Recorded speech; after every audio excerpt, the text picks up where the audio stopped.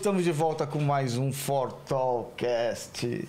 E ao meu lado, ela, Marina Mantega. Tudo bom? Junto comigo aqui, nesse bate-papo bacana que a gente vai receber hoje aqui. Alguém que, se eu fecho o olho, ouço a voz dele. Ele falou que não curte mais ouvir tanto, mas que eu fecho o olho, escuto a voz e me referencio a Fórmula 1, automobilismo, motorsport. O cara Carro. É referência. Exatamente. Carro, motor. É com ele. Alex Ruffo. Muito Alex, legal estar com vocês aqui, Sérgio e Marina. Obrigado. Realmente um prazer. Muito e falar obrigada. do que eu gosto, né? Como você falou, motor. mais de 35 anos, né? Mais de 35. Desde 86 eu cubro essa encrenca, né? E hoje a gente não fala nem tem gasolina na veia, a gente tem que estar eletrificado, né? Eletrificado. A gente já virou a chave para eletrificação, né? Falar nisso, depois eu quero te perguntar algumas coisas sobre isso. Vamos lá, claro. Mas vamos começar falando um pouquinho de Fórmula 1, né? Sim. Fórmula 1. E já vou começar já bombando uma pergunta aqui, pulando o roteiro, fazendo... Que é a minha dúvida a respeito. O que você achou da mudança da Fórmula 1 da Globo para Bandeirantes? Cara, eu acho que tem duas coisas aí, Sérgio. Primeiro, a gente sabe a força que tem a Globo para impactar com os números dela. Muita gente, até, Marina, não, às vezes deixa a televisão ligada, isso é um costume há muito tempo, na Globo. A audiência até faz parte disso, da rotina das pessoas. Então, existe um lado, que é o lado de audiência, mas não tão qualificada como o que a Bandeirantes conseguiu. A Bandeirantes, ela teve durante muito tempo aquela legenda de canal do esporte. E o que eles estão fazendo agora é trazer de volta essa mesma legenda com o canal de esporte, dando um tratamento para a Fórmula 1 diferenciado, muito diferente do que a Globo fazia. A Globo já não estava mostrando mais a classificação das provas e jogava isso para o Sport TV, como se quase estivesse tratando como uma série B do automobilismo. Algumas provas aconteceu isso, chegou a acontecer há 2 anos atrás, de não entrar ao vivo, entrar em VT, né, os melhores momentos, tal. Então, esse desprestígio que a Fórmula 1 passou a ter aqui aconteceu principalmente quando a gente parou de ter um brasileiro na pista. Mesmo a Globo vendendo bem as cotas, ou seja, conseguia vender todas as suas 5 cotas, caiu a audiência. E ao invés de eles criarem produtos, acessórios, criar uma capilaridade para a categoria com matérias especiais, que é o que a Mariana Becker está fazendo, que é o que o Reginaldo Leme fazia antes das provas com o sinal verde, a Globo começou a deixar isso meio no quintal da casa dela. E o que a Bandeirantes fez agora foi exatamente diferente, é tratar como um produto premium, de altíssima qualidade, e não alicerçando tanto a categoria no brasileiro. Alicerçando que é nessa briga que a gente está vendo, é espetacular desse ano, como muito não acontecia, do Hamilton com o Verstappen, um moleque novo aí contra um heptacampeão mundial. Então, para colocar num pacote só, respondendo tua pergunta, Sérgio, está melhor hoje na Bandeirantes. Está melhor por conta do tratamento que estão dando, respeito ao apaixonado pelo automobilismo, não só com a cobertura da corrida, mas pela capilaridade que a transmissão conseguiu criar. E é uma paixão, né? Sim. Aproveitando que a gente está falando em paixão, da onde vem essa paixão por carro? Porque você está há muito tempo, né, nessa área. A paixão, ela nasceu não das 4 rodas, nasceu da fotografia, é muito engraçado. Eu assisti em 72, acompanhando até pela rádio Pan-Americana, o Barão Wilson Fittipaldi narrando, que hoje é Jovem Pan, Pan-Americana, a transmissão do pai, ou seja, do Wilson, narrando o campeonato do Emerson em Monza.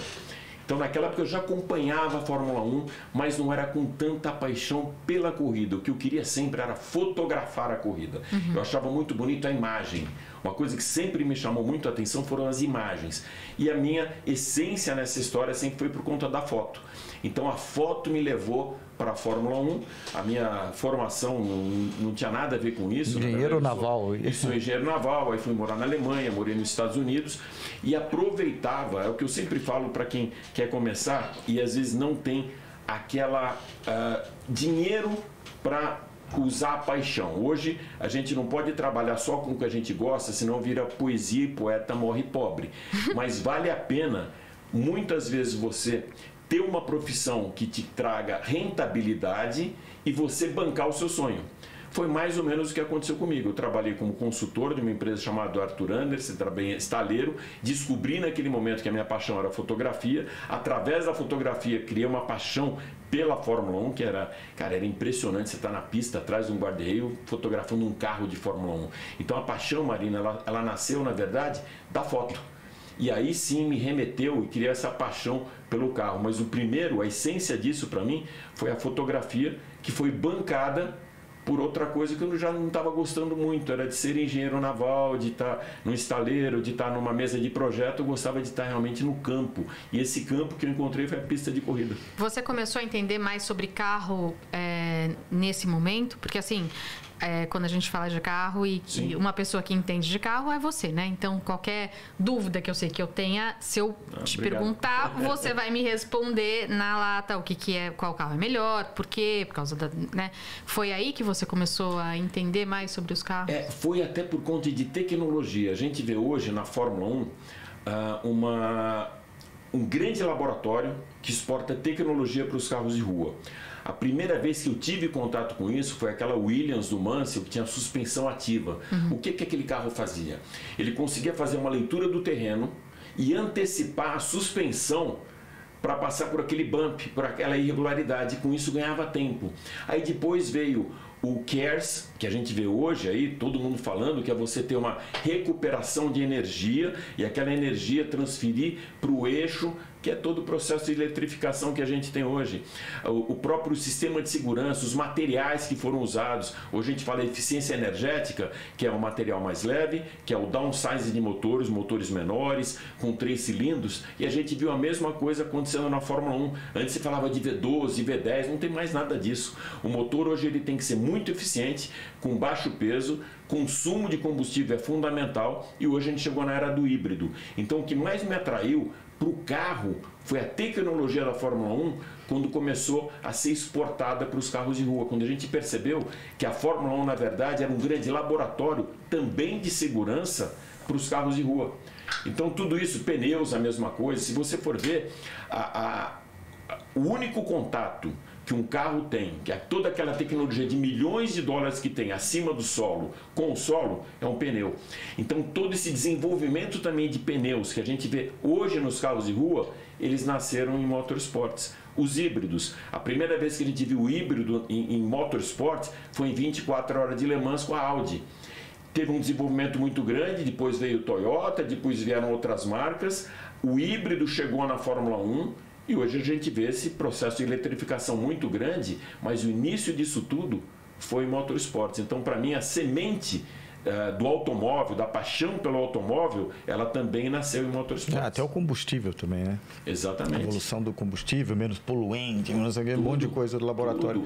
E uma conscientização, você está falando isso de menos poluente, isso foi uma evolução também nas pistas. Eu, quando comecei a cobrir Fórmula 1, a corrida de Hockenheim, ela invadia a Floresta Negra, Schwarzwald. Então era uma pista muito grande, tinham 2 chicanes lá embaixo e passava na Floresta Negra. Isso passou a ser proibido por conta dos carros a combustão, não só pela poluição do meio ambiente, mas o quanto aquilo impactava na vida dos animais da floresta. Você vê o nível de conscientização dos caras. Então toda essa conscientização em motorsports, ela foi ganhando espaço e transferindo também isso para os carros de rua. Que hoje a gente vê essa preocupação com o meio ambiente, você vê grandes congressos, né? Um cenário mundial preocupado com isso, preocupado com poluição, com a camada de ozônio, mas por conta de conscientização, que mais uma vez, para mim, a primeira vez que eu vi isso foi realmente na Fórmula 1 com preservação das florestas. Ninguém falava isso. Hoje a corrida de Hockenheim ela é circunscrita ao grande estádio onde tem arquibancada, mas ela não vai mais para a floresta. Eu tenho um grande amigo que foi um presente que a vida me deu, que é o Nelson Piquet. Sim. E aí ele conta a história, eu tive o prazer de entrevistar, bater um papo com ele também, e ele conta a história de como ele entrou para a Fórmula 1, pela paixão dele dormir dentro dos boxes, ir lá pedir... Excelente mecânico, né? Exatamente. Acertador de carro como ninguém. Exatamente. E a sua? Que nem a Marina perguntou, de onde surgiu a paixão? Você falou que foi da Fórmula 1. Como é que você foi parar dentro da Fórmula 1? Pois é, eu trabalhava na Arthur Andersen, e a Arthur Andersen ela tinha uma característica muito interessante nos Estados Unidos, que é você é um partner, você é um sócio da empresa. Por que você é sócio? Quando você vai ter um aumento, Marina, ou quando a gente tinha uma promoção, você tinha duas opções. Ou eles te pagavam aquilo em cash, ou você ganhava bonds da companhia, você ganhava ações. E dentro desse processo acionário você passava a ser sócio e com liberdade de tempo. E eu conseguia fazer o meu tempo render de segunda a quinta. E como eu já gostava de corridas, e nos Estados Unidos naquela época era muito barato você pegar um voo para a Europa, diferentemente do que era no Brasil, eu quase todo final de semana ia para a Europa para ver corrida. Era mais barato se comparar hoje você ir para a Bahia de avião, para ir para o Rio de Janeiro. Hoje nem se fala porque os preços estão absurdos, né? Mas era muito barato. E nessas idas minhas, eu acabei conhecendo duas grandes figuras, Reginaldo Leme e Edgar Melo Filho. Edgar Melo Filho na época na Bandeirantes e o Reginaldo, que começou com o Estadão e depois foi para a Rede Globo fazer a Fórmula 1, ficamos amigos. Então tinha sempre essa, pô Alex, me quebra um galho no box, isso, eu vou te arrumar uma credencial. Arrumaram, hoje é impossível isso, né? Mas arrumar uma credencial. Eu na pista, com aquela credencial, muitas vezes a própria Rádio Bandeirantes para cobrir Fórmula 1 junto com o Edgar, eu tirava um tempinho e fotografava, e gostava muito de fotografar. Aí nesse momento, eu morando fora do país, eu comecei a colaborar para Quatro Rodas, para o Lemir Martins, para o Mário Sérgio Venditti, que era o editor de Quatro Rodas, para o Marco Di Bari, que era um fotógrafo também, que fazia muito automobilismo aqui no Brasil, mas não viajava tanto para fora. Eu comecei a ser um colaborador da Quatro Rodas. Aí comecei a colaborar também para a revista Autosprint italiana, para Autosport inglesa e para a Auto Hebdo francesa. Mas isso não como profissão, como hobby. Só que aí os caras começaram a me pagar. E comecei a receber para fazer o que eu gostava, o que eu curtia, o que era a minha paixão. E aos poucos eu fiz essa migração. Como eu falei aqui no começo, né? Eu me bancava com o quê? Com o meu trabalho de engenheiro, consultor, tal.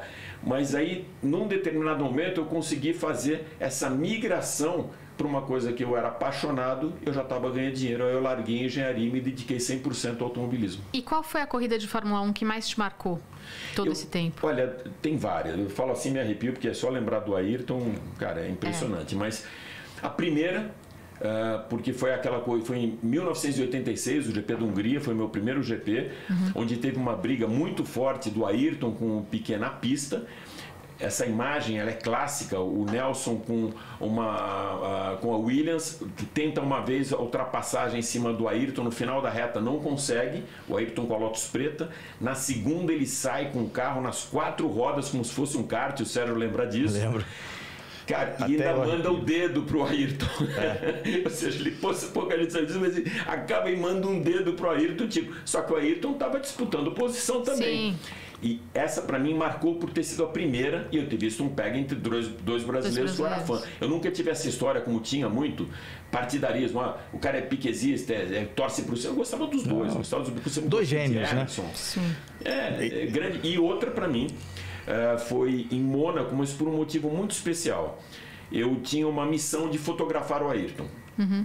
Essa era a minha história, fazer a foto do Ayrton, então eu não precisava fazer a corrida. A minha pauta para a revista inglesa, para Autosport, era o Ayrton, porque como eu estava mais próximo, tinha mais tempo para estar com os pilotos brasileiros, tinha o Gugelmin na época também, a Autosprint falou, não, então o Alex faz as fotos do Ayrton.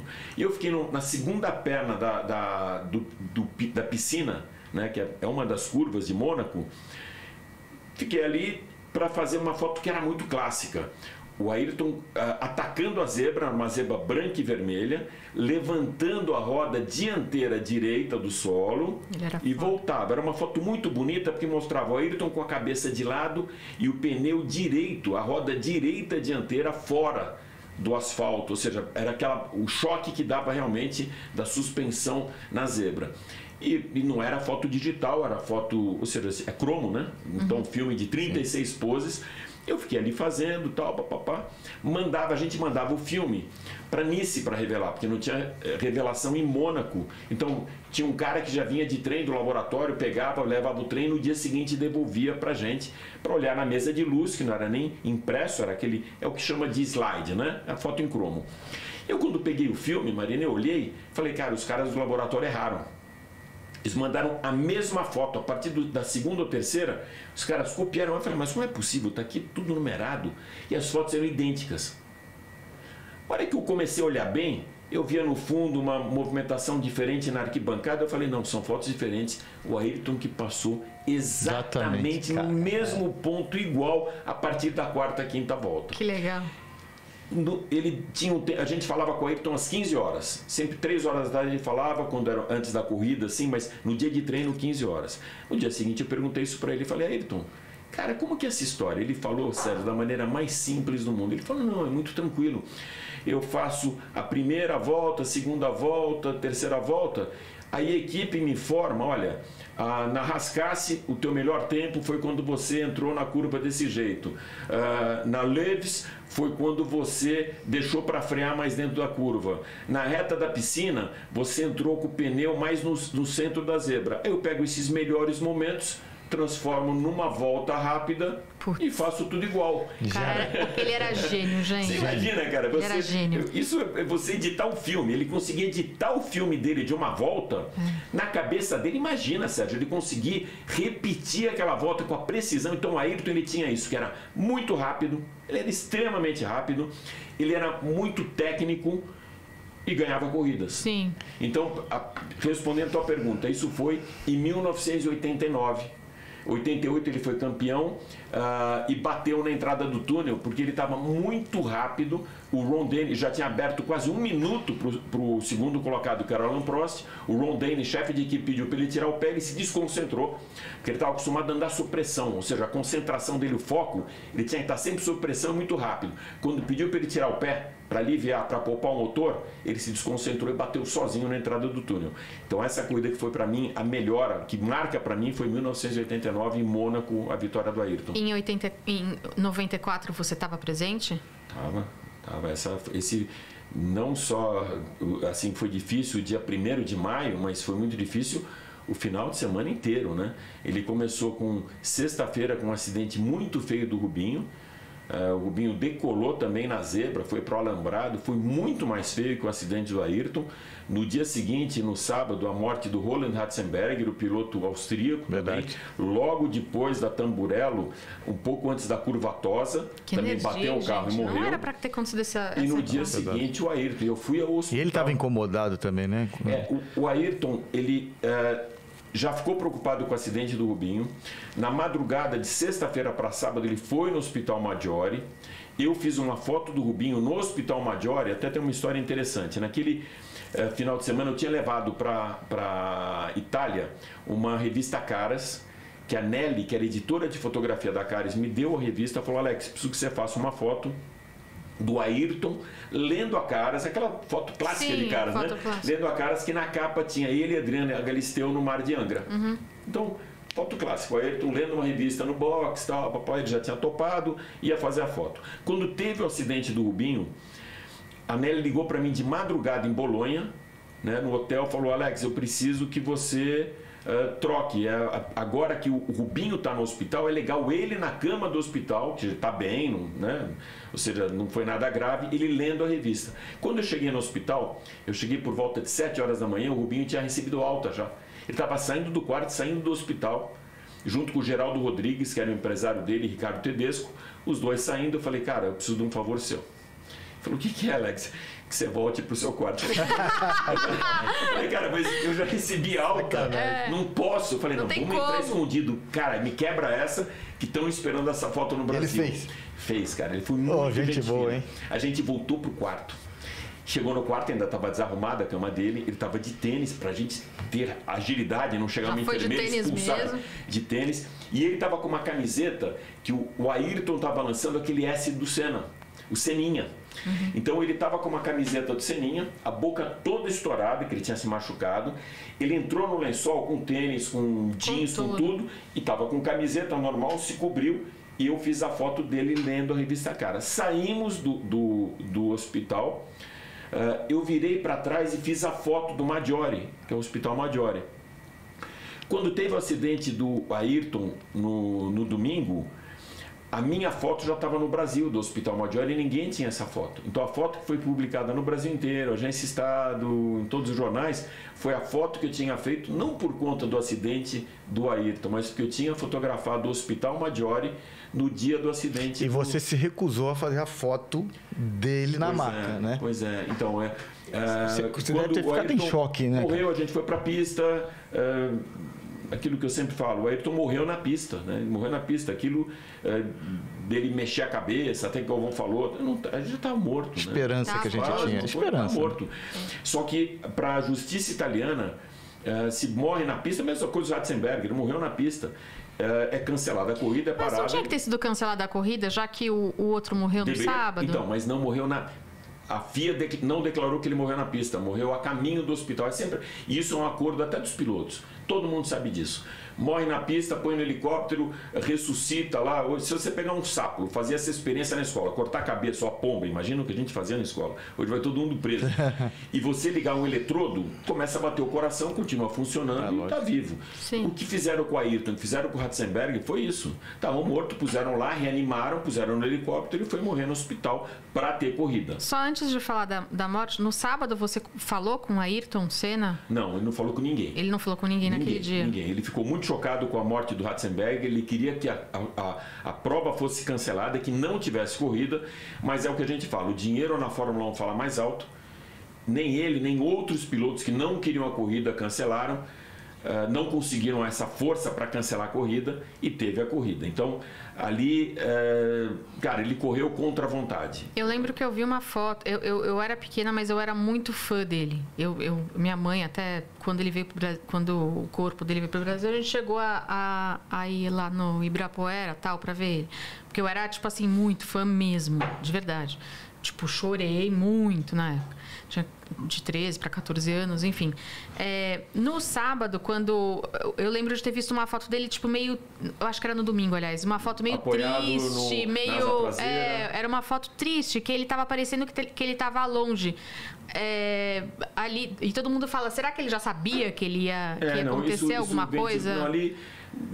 Ele estava triste, né? Triste, não, sabe, mas ele estava muito impactado por tudo que aconteceu, principalmente pela morte de um piloto. Sim, claro. E pelo acidente do Rubinho. Então, ele não tinha essa coisa como, será que ele já estava imaginando? Não, ele estava correndo contrariado. Ele não queria correr. É o que você acabou de falar. Ele era um cara hiper focado e que estava com o emocional abalado, porque de repente, pela primeira vez, o cara tem um choque, não, né, foram de dois, realidade. Né? Que primeiro um amigo dele, depois... Porque eu imagino que, né, que ele se conheciam, eram amigos. O maior amigo dele na pista era o Thierry Boutsen, que era um piloto belga, o Berger, que era companheiro dele de equipe, mas de qualquer maneira o Ayrton era muito próximo dos pilotos e fazia parte do GPDA, é o Grand Prix Drivers Association. Então eles se reuniam para falar de segurança, até hoje assim. O GPDA é uma organização para cuidar dos interesses dos pilotos, mas principalmente com segurança. Voltando à história da foto. Só autorizaram 2 fotógrafos a subir. Até hoje eu falo sempre que eu não lembro realmente se era o 8º ou 9º andar do Hospital Maggiore, para fazer a foto. E só estava eu e o Lemir Martins. Mas era a foto dele morto, no caso? Coberto na maca. Então o Ayrton saía do centro cirúrgico numa maca, a gente estava ali esperando, eles não tinham nenhum cordão de isolamento, puseram várias cadeiras e só eu e o Lemir ficamos ali. O Lemir, fotógrafo da 4 rodas, e eu que fotografava para a Agência Estado. A minha foto era a foto para divulgar para todo mundo, inclusive quem estava no térreo, que não puderam subir, seria a minha foto de divulgação. O Ayrton ia passar da saída do centro cirúrgico e entrar no elevador e descer para o IML, que o IML ficava no próprio hospital, no Hospital Maggiore, no subsolo. A hora que passou a maca, ou seja, ali foi o quê? Uns 30 segundos, 40 segundos, você faz foto em 1 segundo se quiser, né? O Ayrton coberto, uma enfermeira empurrando, esperando o elevador para descer, ou seja, ele coberto na maca, era para eu fazer essa foto. Eu olhei para o Lemir falou, não vou fazer porque não me interessa para 4 rodas, mas você fica à vontade, Alex. Eu não tive força, Marina, para levantar a máquina. Claro, gente. Você imagina? Mas nesse momento, o que eu pensei? Não é aquela coisa, pensei, raciocinei, veio na minha cabeça. Eu conhecia o Milton, que era o pai dele, conhecia a Dona Neide, conhecia o Léo, eu conhecia o Ayrton. E era uma foto que não ia revelar absolutamente nada. Era uma foto sensacionalista. Até hoje está sendo divulgada essa foto, mostrando o Ayrton morto, coberto na maca. Não, e dos maiores heróis que a gente já teve, né? O coisa entrou, a única coisa que eu lembro, assim, muito forte, quando não fiz, o Lemir segurou meu braço, assim, tipo, cara, valeu por não ter feito a foto. Então eu podia ter feito a foto e escolhi. Parabéns. Claro, apanhei muito de todo mundo, né?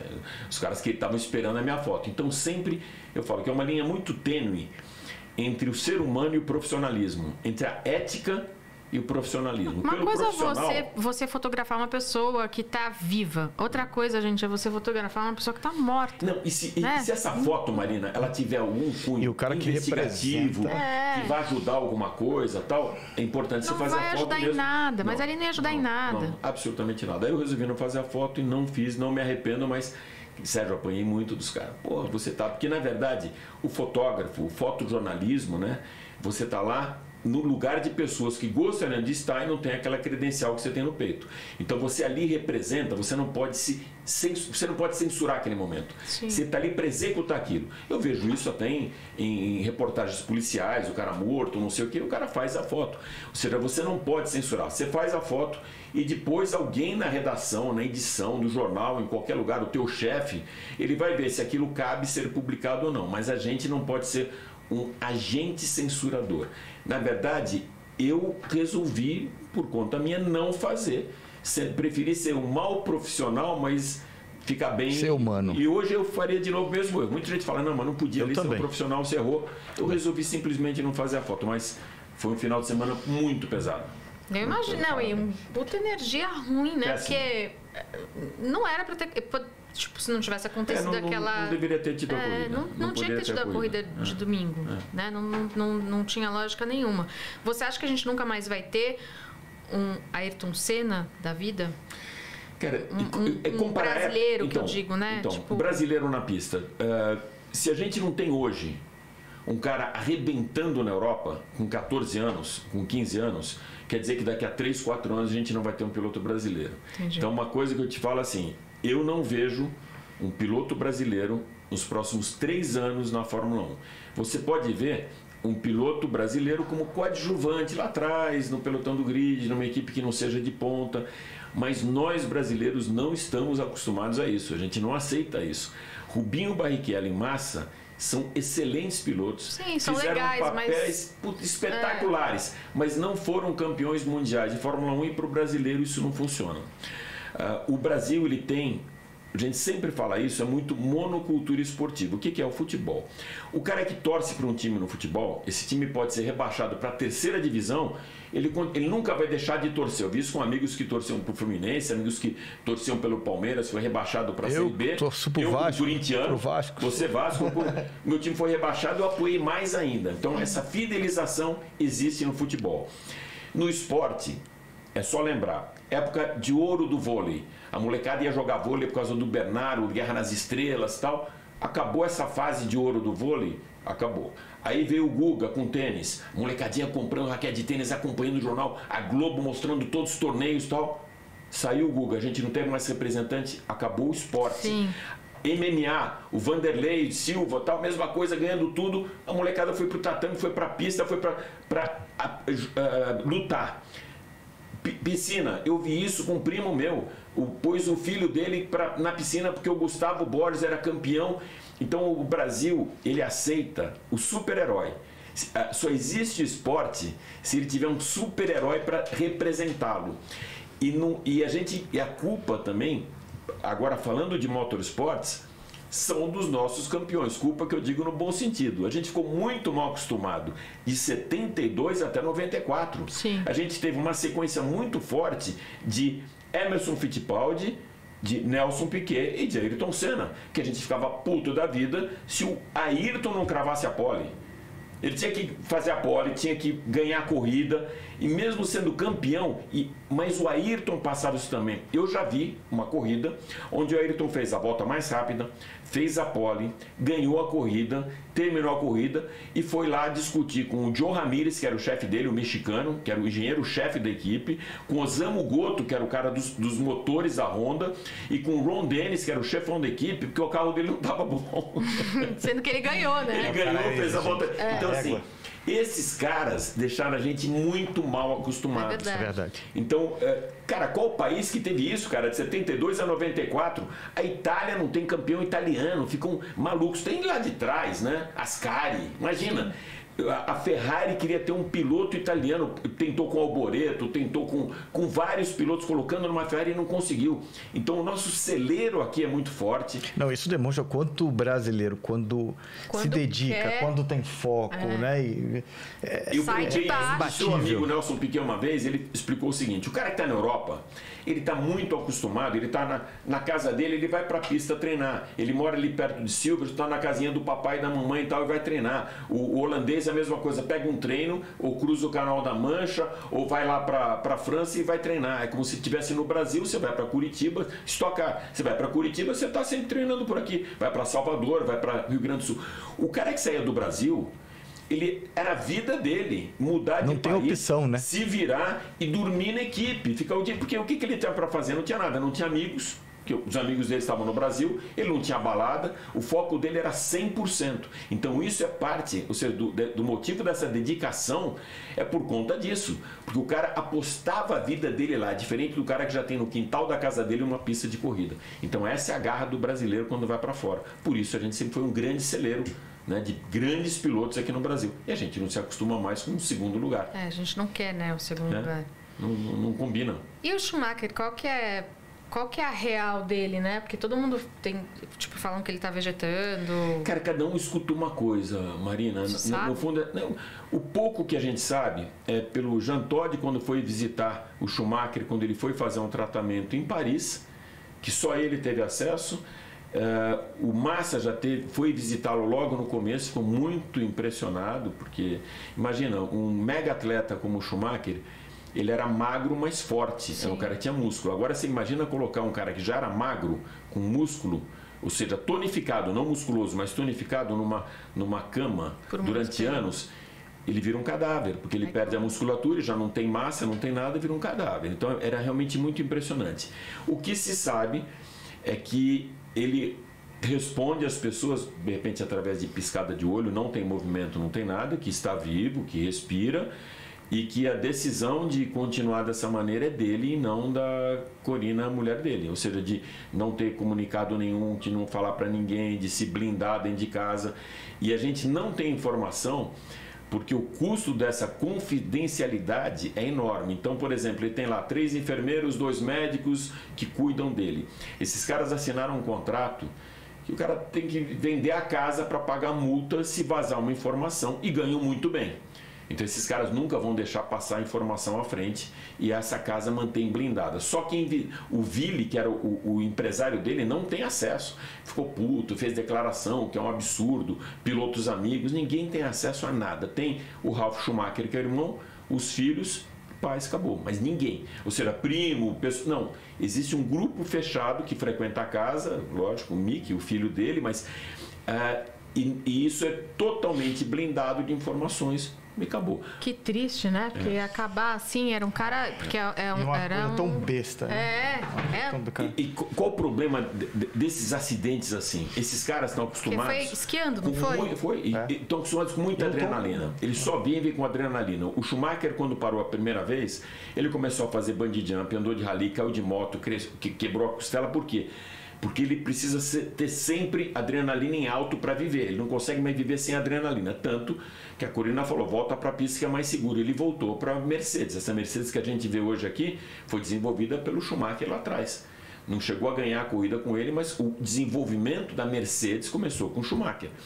Então era mais seguro para ele na pista. Quando ele aposentou, ele continuou buscando adrenalina e essa foi a história. Ele não entrou, tinha a pista vermelha, a rouge, a black, ele foi fora do circuito esquiar, porque dava mais adrenalina, um circuito mais acidentado e uma fatalidade, ele bateu a cabeça, né? E aí no capacete dele tinha uma GoPro, uma câmerazinha, aquele parafuso que prendia a GoPro no capacete que entrou na cabeça dele. Eu tô besta. Um negócio que absurdo, assim. não O capacete disso. que era para proteger, na verdade, não protegeu por conta daquela câmera adaptada. Processaram, né? Provavelmente. Eu não sei, a gente não sabe. Tudo é muito blindado. A gente não tem informação. Então o cara Ele fala, não foi olha, Uma ajudar. fatalidade, né? Não era que ele foi. Gente, eu achava que era. Não, porque o que. não, é para furar, foi ajudar alguém. Ele não foi ajudar ninguém? Não, pra furar, não. Isso- ele tipo caiu. Cara, apareceu tanta fake news. Não, ele só tomou um tombo realmente porque estava muito rápido, bateu a cabeça e ficou em coma. Né? Que cagada. Mas colocaram muita história. Ixi, teve muita fake news por conta disso, exatamente porque não tinha informação. Então cada um falava um negócio.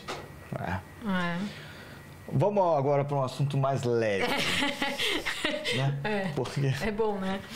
me fala uma coisa. Quem é que compra mais carro? Com certeza é o homem, né? Olha, Ou não. o cheque pode ser feito pelo homem, o empresário pode comprar para a empresa. Hoje, a participação da mulher na compra do automóvel, ela é muito maior que a do homem. Então, existe, lógico, um dado estatístico que hoje a mulher, você tem mulher presidente de empresa, você tem mulheres grandes empresárias, diferente do que era antigamente, excelentes apresentadoras, como que a Marina. A melhor de podcast. Não, impressionante. É uma coisa, Não, melhor. tive experiência Maria. já com a Marina fazendo um test drive junto comigo, que foi um show. Fizemos um merchan que foi o líder de mais audiência. foi Nós mesmo. batemos a Globo. Viu, Marina? Desculpa, Nós hein? batemos a Globo com um collab que chama, né? Ela fazendo junto comigo um test drive. Então, a participação da mulher Posso me achar. dos últimos anos é muito grande. No mundo empresarial, no mundo executivo, ou seja, no mercado em geral.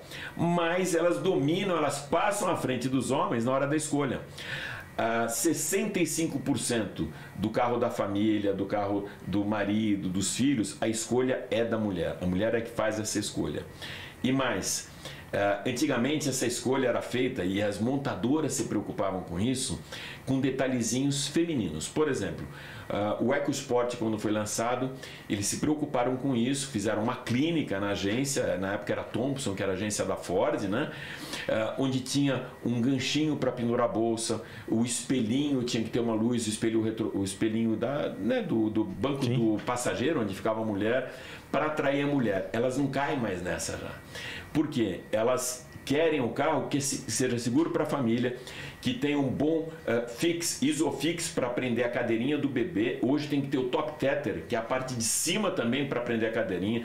Tem que ter um bom porta-mala, tem que ter um tamanho compatível com vaga de estacionamento, de supermercado, tem que ser econômico, tem que ter uma boa altura em relação ao solo. Então toda essa dinâmica da escolha é uma dinâmica muito racional. O homem, a escolha dele é emocional. É o carro bonito, a cor legal, o motor potente. Tanto que as concessionárias hoje, se entra um casal, esse vendedor da concessionária, ele vai muito mais tentar impactar a venda e resolver a compra junto à mulher e não ao homem. Porque a decisão final é da mulher. Há muito tempo elas mandam nessa história toda, né, Sérgio? Ou seja, Marina, não importa se é homem ou mulher, quem gosta de motorzinho é dentista. Olha só. Eu sempre lembra que a gente fez esse merchan, eu sempre escolhi o meu carro e eu sempre eu na época até entendia bem sobre carro, motor, tudo, né? Tem mulher que não entende nada, mas assim... Não entende? Antes de a gente começar o programa, vou até entregar. Eu sou homem, não entendo nada, só dirijo. Falou para mim, Alex, eu tenho tal carro, quero fazer uma troca, o que devo fazer? Ou seja, essa pesquisa a mulher faz. Ela vai na internet, ela pergunta para quem é especialista do meio.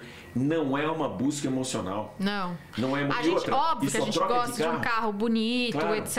Claro. Mas quando não é só embalagem. É porque o homem quer o carro para se autoafirmar também. Então a mulher quer segurança, de negócio, para chegar num restaurante e pararem o carro dele, aquele cara que está esperando ele para aquela reunião importante, ver aquilo como um cartão de visita. Isso também a gente sabe só funciona no Brasil. O carro é muito caro, você tem que ter muito poder aquisitivo para comprar um carro premium, diferente nos Estados Unidos, que você tem um leasing e você compra qualquer carro do mercado premium. Nos Estados Unidos o cartão de visita é a casa do cara. É a escola que os filhos estudam, não é o carro. No Brasil é um cartão de visita e vocês escolhem de maneira muito mais racional. Mas e o engraçado também é que antes de eu ser mãe, eu tinha uma escolha. Depois de virar mãe, eu tenho outra. Porque antes eu também via se o carro era bonito e tal, né? Porque eu achava legal. Com motor bom. Muda o mindset, né? Ser mãe, mundo. E aí, depois que eu tive a Bela, a primeira coisa que eu penso no carro é a segurança. Primeira, não tem. Segurança, porque, minha filha é minha vida, né? Sim. Então, a segurança. Claro que você também quer um carro bonito, mas você quer um carro seguro e bonito, né? Exatamente. Antes eu acho que era, bonito, depois seguro. Né? Você tem, elas dominaram o mundo, no fundo. Faz tempo, a gente só não tinha percebido antes. Hoje a gente sabe que elas dominaram o mundo. Elas estão cada vez mais ocupando o seu espaço, né? Sim. Até é engraçado quando a gente fala de... Usa-se muito isso na indústria automotiva, que já está até fora de moda. Você não deve mais usar empoderamento feminino. Chato. Tá chato, porque não é isso. É igual. Porque divide. Só que, exatamente, não tem nada de empoderamento. Não é empoderamento. Cada um tem seu papel, né? Exatamente. Claro. Só que vale a pena colocar isso. A mulher é mais racional, faz melhores escolhas, só troca um carro quando precisa. Né? Se não tem necessidade, ela não troca o carro. E o homem é mais emocional e compra por impulso. E o carro fica mais bonito com elas dentro também. Sempre. É óbvio, né? Sempre. Posso te fazer uma pergunta meio besta? Vai? Nunca é besta. As suas perguntas nunca são bestas. Quando que a gente... Tem uma coisa que eu não gosto... Já sei. É o quê? Manutenção. Não, é trocar pneu de carro. Eu odeio. Gente, eu não gosto. Eu não gosto, porque, pneu é caro. É muito caro o pneu. Mas a manutenção faz parte do pneu também. Eu sei, mas... qual que é o momento de trocar o pneu do carro? E, geralmente, quando eu troco o pneu do carro, eu sempre vou pela aquela meia-vida. Que eu nunca compro o novo, porque eu acho muito caro aquele novo. Você vai lá, você vê o preço do pneu, você fala assim, minha pau que eu vou comprar esse pneu tão caro. Porque ninguém tá olhando pra porra do pneu, né? Óbvio que é a segurança. Eu sei disso. Mas quando que eu tenho que trocar o pneu? Eu não sei ver se o pneu tá careca. Você sabe ver? Sei, claro. Tem um dispositivo hoje. Exato. O Sérgio tá sabendo. Isso eu não sei. Que ele identifica, eu entendo do motor, verdade, mas eu não sei. É como se fosse um pininho de borracha que ele mostra dentro do sulco quando atinge ali. Exato. Ou seja, quando você chega naquele nível, que é um nível de desgaste, é hora de trocar o pneu. Nossa, mas é uma facada o pneu, hein? É muito caro. Eu também acho. Eu concordo com você. Não é caro? É muito caro. É muito caro, gente. Quanto tempo dura um pneu, né? Depende da maneira de usar, depende até da maneira de dirigir. Uma das coisas que muda a vida útil do pneu é a manutenção que você faz, que é super importante. A manutenção do carro em geral. Não, do carro em geral, para não transmitir essa irregularidade tanto do terreno, então amortecedor, tudo isso, a maneira de você arrancar o carro, a maneira de você dirigir vai impactar diretamente na vida útil do pneu e na segurança de quem está dentro do carro. Mas antes mesmo disso, a manutenção preventiva. Então, um pneu dura muito mais se ele tiver na pressão correta. Porque quando foi feito o projeto daquele carro, a montadora, ela viu, olha, se o carro está vazio, se o carro está carregado, aquele projeto, então o pneu tem que estar com 32 libras, 28 libras, 24 libras, e isso está no manual e muitos carros até na porta. Olha, gente, pessoal, sabe, tá na porta, caso vocês não saibam. Exatamente. Né? Então, isso provoca principalmente um desgaste muito mais homogêneo dos pneus e você vai economizar até por isso, de você não ter uma diferença de balanceamento de um lado para o outro. A outra coisa importante é você fazer o alinhamento e o balanceamento dos pneus, porque se você tiver um pneu com uma cambagem, por exemplo, negativa, se ele tiver assim, quando você está andando, imagina, você não está andando de maneira muito linear, esse carro está desgastando mais, porque ele não está percorrendo a linha correta dele, está indo um pouco de lado, ele vai ter um desgaste maior numa freada, numa acelerada, em qualquer situação. Então isso já é um ponto. O outro é olhar o sulco do pneu, aquela profundidade que ele tem. Aí você fala, puxa, mas não vou conseguir ver isso e tal. Não deixe ele ficar careca. Quando ele ficou careca, já foi. Você já perdeu muita coisa ali, vai ficar muito mais caro para você fazer a manutenção. Rodízio de pneu. Antes, quando os pneus tinham câmera, hoje o pneu não tem mais câmera, o rodízio era feito em X. todo mundo fazia isso. Hoje não, você faz o rodízio passando os 2 pneus traseiros para frente sem ser em X, ou seja, simplesmente você toca os 2 traseiros para a parte da frente e os da frente para a parte de trás paralelamente, sem fazer em X. Por quê? Porque muitas vezes, quando motor com a tração dianteira ou traseira, você tem um desgaste maior de um lado. Então dá para você ainda estender um pouco o prazo da troca dos pneus, né, de comprar pneus novos, utilizando aquele que estava mais gasto num lugar onde ele vai ter menos esforço, e pegando aquele que tem mais borracha por lugar onde tem mais esforço até equilibrar. Eles vão ficar iguais e naquele momento você vai fazer a troca dos pneus. Não é aconselhável fazer o que muita gente faz, às vezes para economia, eu vou trocar só 2 pneus. Não é legal. E aí, Marina? Você mudou o projeto do carro, você mudou tudo. E muita gente faz isso. Por quê? Porque é mais fácil. Ou comprar o remote. Não é mais fácil, é mais barato. Ou o remote. Você vai na borracharia e compra aquele carro. Meia vida. Meia vida. Que o cara fez o suco do pneu com canivete de novo. Cara, então assim, isso não é... Cara, você não vai ter segurança. Você até que é preocupada com a Bela dentro do carro, com a família, não pode fazer isso. Tem que comprar um pneu novo, mesmo que demore mais um pouquinho para trocar, fazendo essa manutenção toda, é muito importante. E outra coisa que as pessoas esquecem, né, quando vão pegar uma estrada, o step é muito importante. Mas tem carro que não tem step, né? Então, mas aí é outra história. Você tem duas coisas. Primeiro, é aquele pneu mais fininho, que você só pode ir a 80 km por hora. E que você pode andar só 30 km. E ele aguenta, por exemplo, 50, 60, até chegar numa borracharia. Já tomei multa por isso. Que é isso. Eu já andei muito com um carro que eu tinha. Mas se você mantiver a velocidade designada para aquele pneu, você não vai ter problema, mas o importante é isso, é que chegar num lugar, não é para você usar o step. Muita gente faz o que é? Vai lá, conserta, põe e o step vira o pneu de uso. Não, o step é para ser step. Até porque ele vai ter uma quantidade de borracha diferente dos outros. Então você não deve usar aquele pneu. Aquele pneu é só para emergência, para você chegar num lugar, consertar aquele que estava furado ou comprar um outro pneu que estourou e voltar o step lá para o local. Pegou uma estrada. As pessoas costumam fazer o quê? Coloca toda a bagagem no carro, vai para a estrada e calibra os pneus do carro. Antes de fazer isso, você sai um pouquinho de casa 10 minutos antes, vai sozinha no posto de combustível, no posto, calibra os pneus, tira a tampa traseira do porta-mala e calibra o pneu do step. Porque senão você vai ficar parada na estrada, tá tudo com 32, põe ali e depois você põe a bagagem. Por quê? Você chegou no posto para pegar uma viagem, calibrou os pneus, você não vai tirar toda a bagagem do porta-mala para calibrar o step. É óbvio. Então são coisas assim. Todo mundo simples, faz errado, né? Por sinal. Se proteger das guias, ou seja, não ralar o pneu na guia, porque isso vai ou deformar, ou vai criar uma bolha, ou vai desgastar lateralmente, que é pior ainda, porque ele não vai furar, ele vai explodir. Caramba. Se você pegar aquela lateral do pneu e raspar, você vai deixar com menos tensão superficial, ele não vai aguentar tanto a pressão.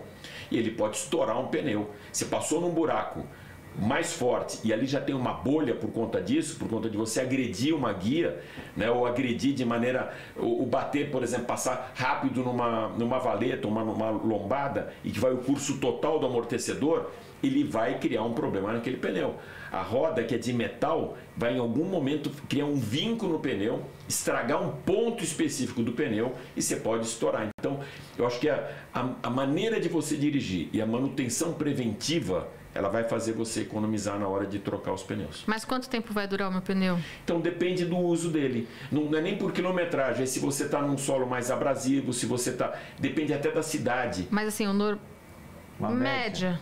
3 anos. 3 anos. Se você andar bem, 3 anos. Normalmente a gente fala amortecedor também nesse prazo. O carro, mais do que o prazo em tempo, Marina, é a quilometragem do carro. Por exemplo, você com 60, 70 mil quilômetros, você tem que se preocupar com uma correia dentada.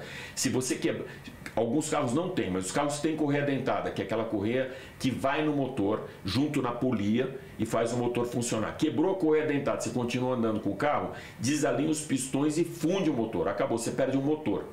Então são coisas de manutenção, uma correia dentada, que você tem que ter essa preocupação. E outras, né? Então, hoje, a maior dica que a gente dá para as pessoas é a manutenção preventiva do carro. Para quem quer vender um carro, por exemplo, esse carro, você deve vender perto dos 3 anos, porque a partir dali você começa a ter muito gasto com amortecedor, com pneus, com alinhamento e tal. Então, quando você vai fazer essa troca, o ideal para quem tem dinheiro, para quem tem caixa, antigamente era até 2 anos, né? Hoje os carros duram mais. Você acha que a pessoa em 3 anos tem que trocar de carro? Se tiver condição, senão depois vai gastar mais. Vale mais a pena você ter aquele dinheiro para usar para dar de entrada do que você ter que fazer não é fazer a revisão é importante, mas é fazer quase uma reforma no carro para ele ficar em condições. Vende naquele momento, e quem está comprando, você não está enganando, porque o cara que compra hoje um carro, ele vai levar numa oficina, ou ele entende, vai dar uma olhada e vai ver o que vai ter que fazer de troca, enfim. Mas o ideal é a cada 3 anos, ou mais ou menos não deixar passar de 100 mil quilômetros. Alex, deixa eu te perguntar uma coisa, que eu acho que... Esse Alex fala muito, né? Ele não deixa ninguém perguntar. Mas eu acho maravilhoso. Mas é bom, só ele fala? Estão aqui para isso mesmo, tá? Exatamente isso. Aqui não é a Marina e o Sérgio que falam. É você que tem que falar mesmo. E aí, uma dúvida que eu acho que muita gente deve ter, que é a questão da gasolina aditivada. Por exemplo, eu já ouvi muito, olha... O carro tem tecnologia, não coloca a gasolina aditivada porque é um detergente que vai entupir, não sei o quê. Isso é verdade? É mito? Como é que é? É mito. A grande vantagem da gasolina aditivada, e aí muito cara de posto de gasolina vai querer me matar depois que eu falar isso, mas é assim, ela não cria nenhuma maior potência. Muita gente fala aditivada ou a gasolina com maior octanagem, aquela prima. Isso não traz nenhuma potência a mais. É um mito falar, olha, alta octanagem mais potência. Não existe essa relação. O que antigamente valia a pena as pessoas usarem a gasolina aditivada era que o controle dessa gasolina aditivada era muito maior para você não ter a gasolina batizada. Então, principalmente isso, o controle é sempre muito mais eficiente de uma gasolina aditivada. A outra coisa que normalmente facilita também a limpeza de tudo, a limpeza dos pistões, do cabeçote, tudo isso funciona melhor com aditivada. No nosso caso aqui no Brasil, eu só recomendo uma gasolina aditivada para aquele carro que veio sem passar por uma climatização, um carro importado que veio direto para cá, mas não passou por uma climatização. E quando eu falo climatização, no sentido literal, até para o nosso clima mesmo, e para a fabricação de veículos no Brasil, cada um tem um mapeamento de motor. Existe um mapeamento de motor para a Europa, do mesmo carro, um mapeamento de motor para os Estados Unidos e um mapeamento para o Brasil. Antigamente a gente usava, quando era moleque, meu pai tinha um Impala, e ele colocava só gasolina azul, porque senão batia pino. O que é isso, batia pino? O processo não é tão sincronizado dos pistões. Então fazia aquele barulho mesmo de bater pino. Por quê? Porque a gasolina ela tinha um ponto de explosão diferente, porque o carro era fabricado lá fora e você tinha que usar o mesmo mapeamento de motor, então tinha gasolina azul. Hoje é mais ou menos a nossa gasolina premium, aquela gasolina mais cara e tal. Nem isso precisa tanto, porque os carros que vêm para o Brasil, eles já vêm para o mercado brasileiro. Eles são importados, mas vêm para o... É diferente do cara que faz uma importação direta, que tem pouca gente, porque aí você não tem garantia, você não tem o pós-venda, né? Você não tem aquela... A revisão não vai valer absolutamente nada, porque não tem a garantia de fábrica aqui no Brasil. Então, cara, não gera muita coisa. O mais importante na hora da escolha do combustível é você sempre que possível, né, numa estrada não dá, mas no circuito urbano, você se acostumar com o seu posto de gasolina, você escolher aquele posto. Nossa, mas tá difícil, viu? Mas eu faço isso. Gente, tá muito difícil, porque o preço tá muito alto. Se acontecer alguma coisa, foi lá. Você sabe onde foi? Não, isso sim, mas então, o preço tá muito alto. Ali também você não vai ser enganado, o cara já sabe quem você é. Tem trambiques. Mas você acha que, tipo, quando a pessoa vai abastecer, eu abasteço o meu carro no lugar X, e a pessoa não me conhece, eles, tipo, tem. E naquele posto, por um acaso, tem combustível adulterado. Tem como ele escolher para quem vai o combustível adulterado e quem não? Não, mas você vai conseguir detectar, se você tiver uma frequência num posto, se acontecer alguma coisa no seu carro, você sabe onde foi. Entendi. Se você para cada vez num carro, e a gente não tem o costume de esvaziar completamente, encheu, não, chegou em 3/4, ou às vezes meio tanque, ou 1/4, você vai colocar. E como você vai usando multipostos, né? Você tá muito caro. Aí você vai voltar lá, o cara vai falar para você, quem garante que foi aqui, entendeu? O que acontece quando você não tem uma fidelização, e isso aconteceu com a minha namorada, e ela chamou a polícia e resolveu. Um cara chegou e falou assim: olha, o líquido de freio e o óleo e tal, tá tudo muito baixo, vamos trocar. Cara, ela saiu com uma despesa de R$600. Por quê? Porque tem esse estigma ainda, a mulher não entende tanto de carro. Eu entendo bem. E a primeira coisa que fazem, a gente não deve aceitar. Abre a tampa do motor que eu vou dar uma olhada. Não, você faz isso numa oficina mecânica. Não, e até porque o carro, quando ele tá aquecido, você não pode trocar nada, né? Eu hoje mesmo tinha que comprar um... É óbvio, meu filho. Você acha que eu não entendo?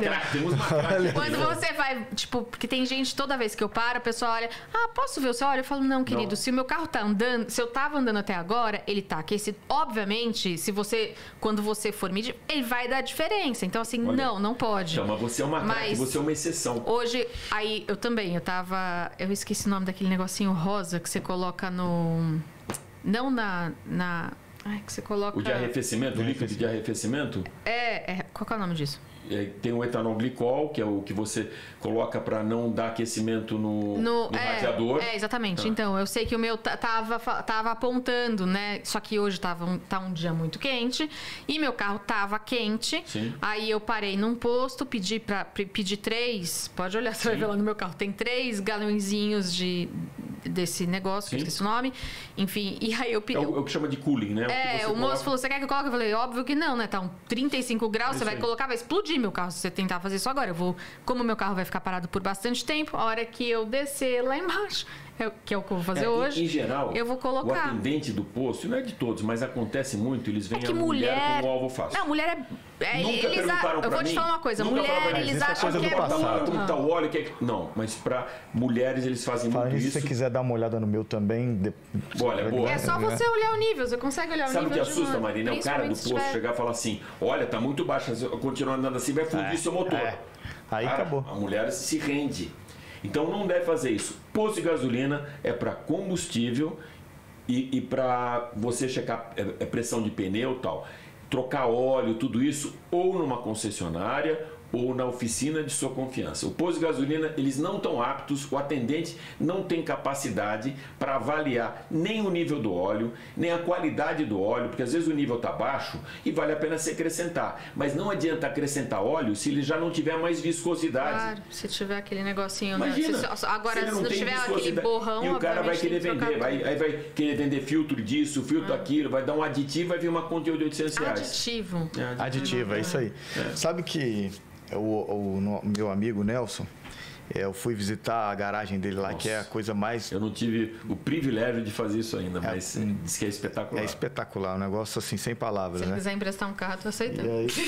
Mas ele tem... GT40. Exato, ele tem, assim, de tudo, né? E aí fui visitar e tal, e aí ele liga os carros, colocou lá o motor e tal, aquele negócio do motor mexe com a gente, né? Sim. O cheiro da gasolina, do combustível.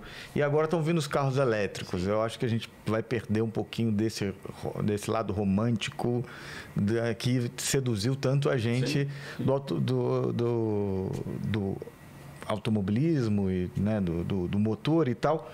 Só que ele falou assim, mas eu vou te surpreender. Aí ele foi buscar um Taycan. Taycan? Sim, um Porsche Taycan. Para dar uma volta comigo. E aí o carro já chegou com um barulho de motor.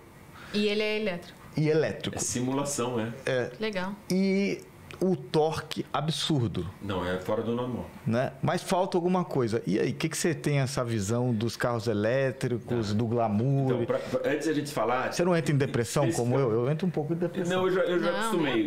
Se a gente falar do projeto de eletrificação, quando a gente fala de eletrificação, tem o 100% elétrico e tem o híbrido. O híbrido é um motor a combustão e um motor elétrico. Quando você freia, por exemplo, você regenera energia, que eu estava falando do KERS na Fórmula 1, Sim. e você recarrega a bateria.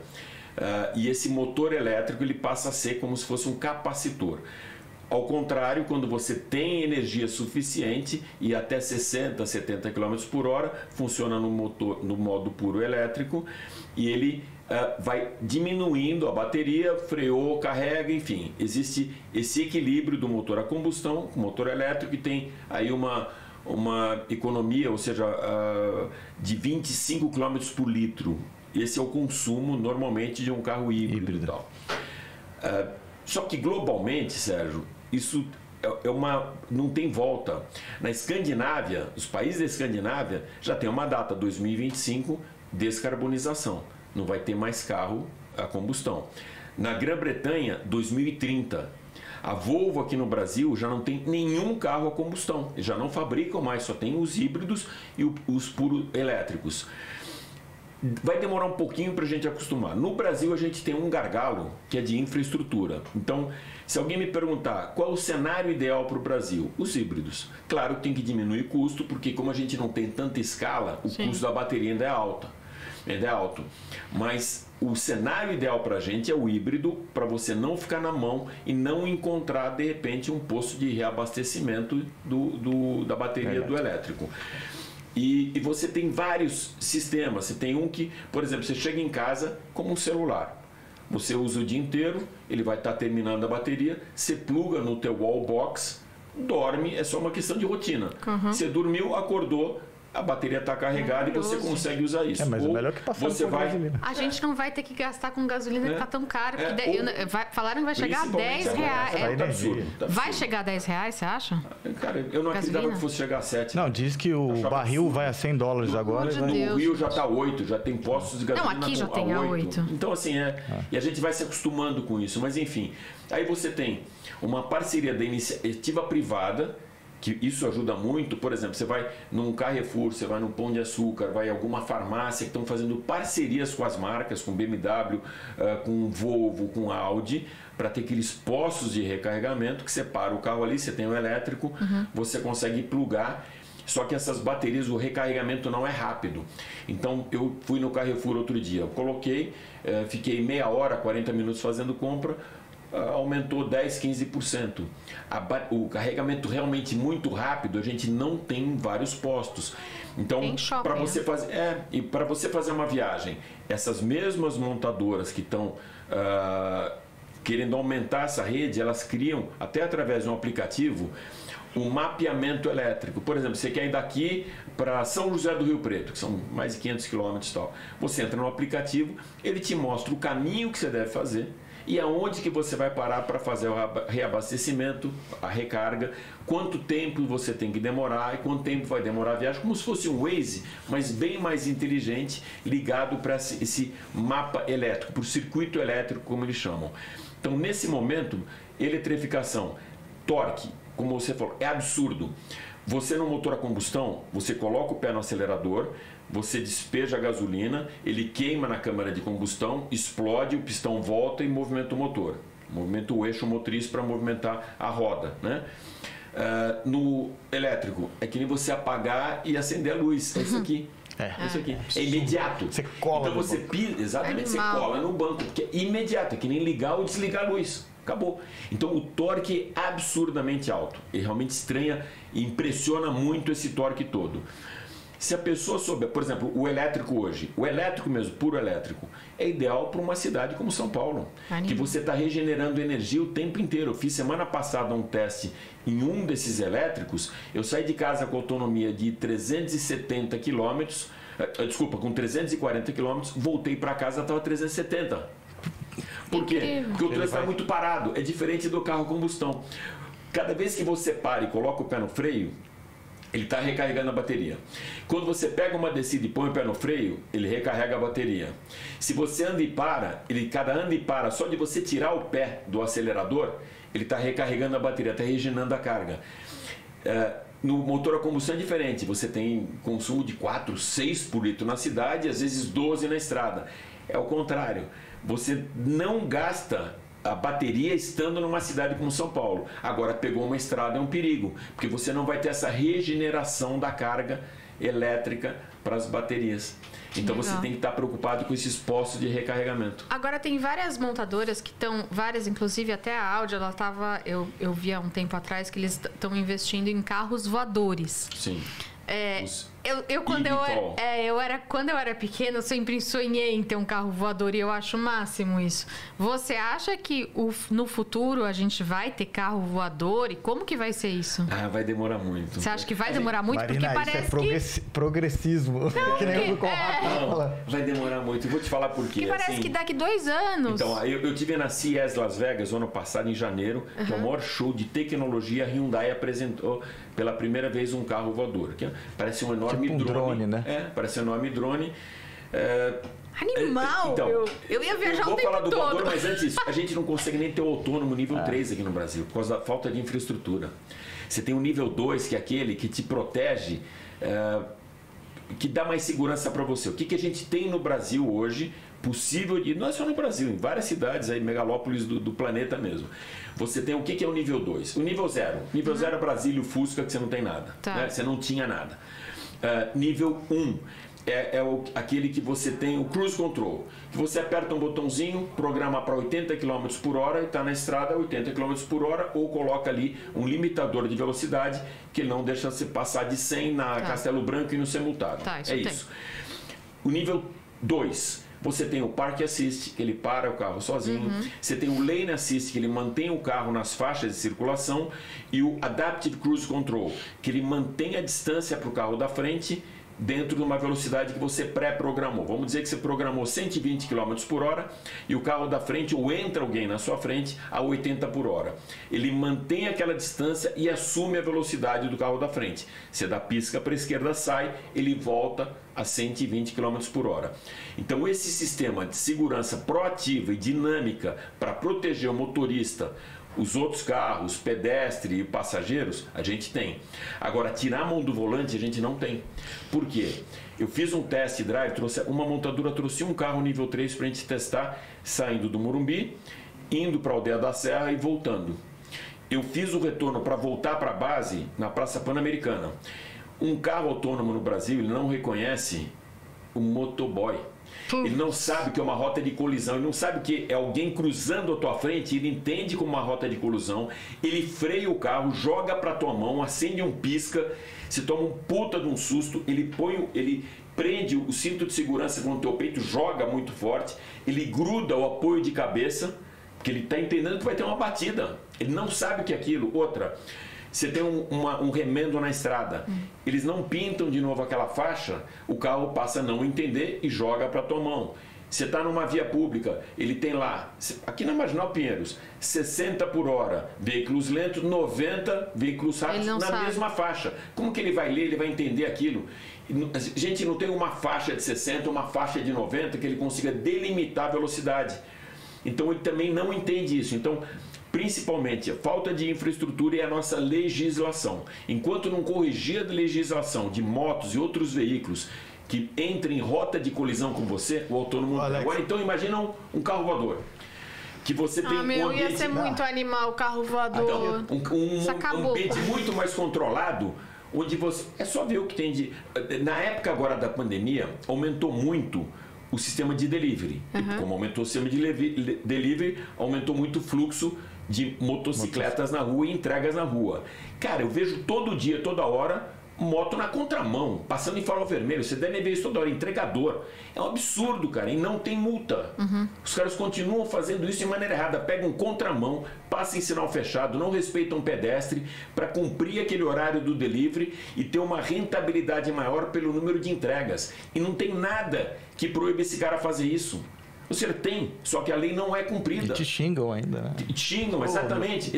Então, se você não tem uma infraestrutura veicular para a grande cidade e você não tem uma legislação que coloque literalmente o carro no eixo, a gente não vai ter. Então imagina o eVTOL. Existe a tecnologia, existe o sistema para uma cidade controlada. Por exemplo, eu tive em Mountain View, que é a cidade do Google, testando um carro da Waymo, que é o braço da Google para carros autônomos. Eu tive lá também. Aí, eu entrei num carro, tinha um painel na minha frente, eu coloquei para onde eu queria ir, como se fosse um Uber, e você dá um play. Cara, é sensacional. E ele te leva para o local, porque existe um mapeamento de Mountain View, ele sabe, os carros se conversam, existe a inteligência artificial desses carros, um está conversando com o outro. Vai funcionar muito melhor quando tiver o 5G, porque aí você tem muito mais velocidade de transmissão de dados para ter essa resposta, e vai mais ambiente controlado. A Toyota está criando uma cidade, esqueci o nome agora, mas na base do Monte Fuji, com 2.000 habitantes, sendo 1.000 funcionários da Toyota, 1.000 voluntários, entre esses voluntários cientistas, engenheiros, para ter, e lá vai ter o eVTOL, lá vai ter o carro voador. Que animal, eu vou para lá só para ver isso. Exato, chama Smart City, uma cidade inteligente, com patrocínio da Toyota, funcionários da Toyota, e que vai ter tudo isso. Vai ter o carro e uma coisa mais legal. Mas você acha que vai ser legal o carro voador? Vai ser um laboratório. Eu acho que a gente vê isso muito para frente, mas, cara, eu acho que vai ser sensacional. E aí, sim, vai funcionar muito bem para uma cidade como São Paulo, que você vai ter uma mobilidade. Pra você ter uma ideia, a Azul fez já comprou, né? A Azul vai ter esse serviço, a Embraer está envolvida nesse sistema também.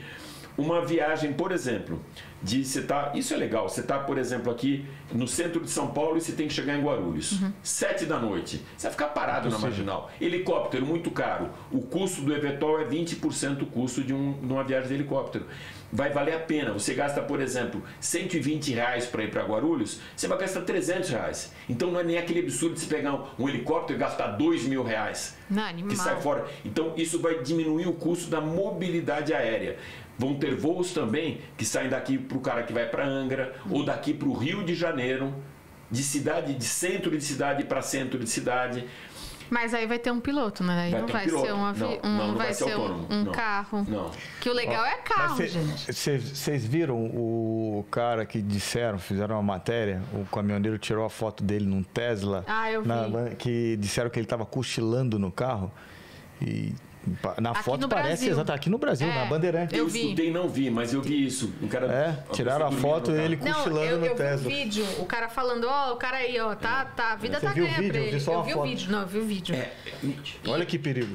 No nível 2, eu ando, por exemplo, com um carro nível 2. Se eu quiser dormir no nível 2, o que o nível 2 faz? De novo, ele te mantém na faixa, uma estrada com uma Castelo Branco que é boa, ou numa Bandeirantes que é boa. Eu acho que ele estava na Castelo Branco. Ele te mantém na faixa e você pode, se quiser, dormir no volante, se segurar o volante. Deus que me livre. Se você tiver a mão no volante dormindo e conseguir fazer isso, você vai conseguir fazer todo esse percurso e parar no pedágio. Você não vai nem passar, porque ele vai te levar na faixa, para um carro no pedágio, ele vê ali a cancela, ele vai parar no pedágio. Mas a gente não está preparado para isso. No Brasil, o nível 2, você tirou a mão, ficou mais de 3 segundos, 4 segundos com a mão fora do volante, ele vai apitar e vai desligar o sistema e vai avisar para você reassumir o comando do carro. Então, o nosso problema maior, Marina, é infraestrutura e legislação.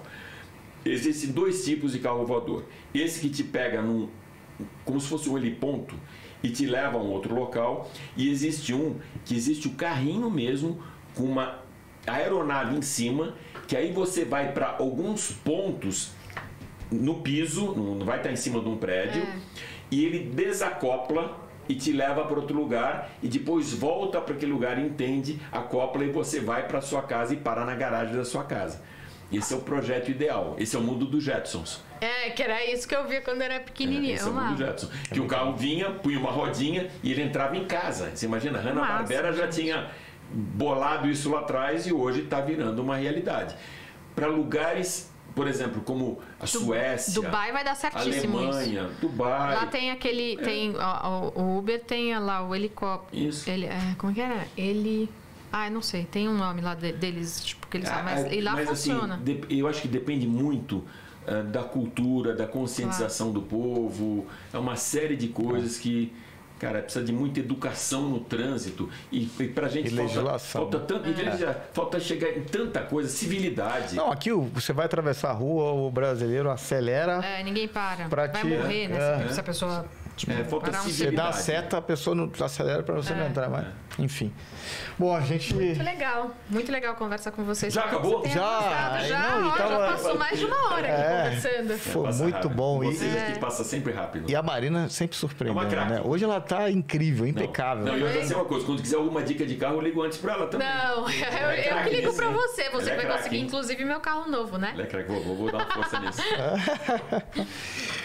Ó, Rufo, Alex, Rufo, como é que você prefere vocês chamar? quiserem, como Alex, vocês quiserem. muito Alex, obrigado Rufo. por ter vindo aqui. Eu que agradeço. Compartilhar esse É um prestígio mais pra de vocês. 30 anos de bate-papo, entende tudo de automobilismo, de carro, de Fórmula 1. Você entender tudo, Sérgio. O que vale na vida é percepção. Tem que Não, mas- parecer que entende muito. É. Essa que é a grande... Não basta ser, No mundo é tudo mas tem que percepção, parecer é ser percepção. também. Percepção é forma de Só que as mulheres realidade. percebem, não é mais só a embalagem, mulher- né, Marina? Não adianta só ter embalagem, tem que ter conteúdo, se também elas descartam. É, mas também. conteúdo você Verdade. tem. E no, ó, De sobra, né? eu quero um autografado lá Ah, por onde certamente. andei. o Vou livro. trazer aqui pra Eu vocês. também quero. Vou trazer aqui pra você. Por Dá pra favor. fazer um programa contando por onde andei. Olha, Boa, vamos vamos fazer. Vamos fazer, Muito legal. porque foi muito agradável. Legal, eu agradeço demais aí o prestígio de estar aqui com vocês. Muito obrigada mais uma vez. Valeu, gente. É um prestígio você estar aqui com a gente, né? É verdade. Enfim. Pessoal, tenho certeza que vocês gostaram, então compartilha e a gente volta no próximo Ford Talkcast. Um beijo, tchau.